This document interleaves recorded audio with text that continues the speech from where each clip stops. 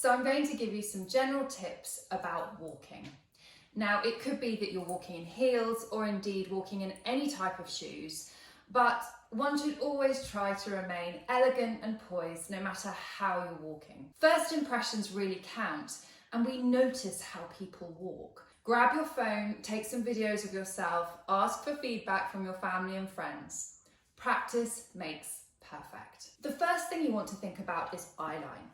You want to keep your gaze straight ahead. Now, if you're walking on an uneven surface, of course, it's perfectly acceptable to glance down, but keep your chin in the same position if you can, because if you drop your head, it brings your whole spine out of alignment. Next, think about your shoulders.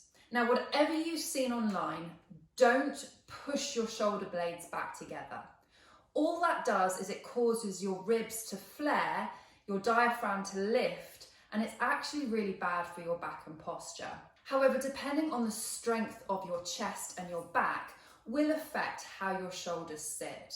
So we want to work towards having our shoulders relaxed, engaged, and not necessarily squeezed too far back.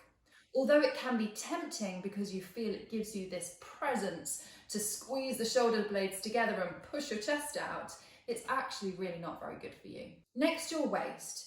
You want to, wherever possible, engage your tummy. A strong core will give you a strong stability and foundation for walking. I've been practicing Pilates for years, and it makes a really big difference on how I walk and indeed how I do any activity in life. Women typically have more movement in our pelvis when we walk, and men have less. However, you want to think about alignment. Draw a pencil line, imaginary, from one hip to the other hip and keep this square if you can. That's going to help. The more your hips roll, the more pressure it's going to put through your back and your spine. Next, think about your legs. You want to make sure you have nice straight legs and you want to press away from the floor. If your legs are too soft and bouncy, you're going to get this bouncing, almost giraffe effect. Finally, think about your feet.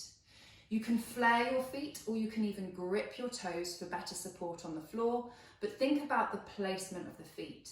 Now, some people roll in, some people roll out, some people have high arches, some people have low arches.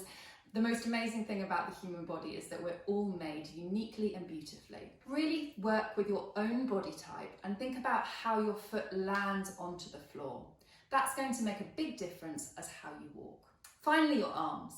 Do we swing them like we're in a marching band, or do we let them hang naturally? A very static arm position will look unnatural, whereas an arm that swings too much will look like you're in a marching band. Think about having just a relaxed opposite arm to opposite leg movement. If you walk with the same arm and same leg, you look a bit like a robot. Again, if that's the look you're going for, that's absolutely fine.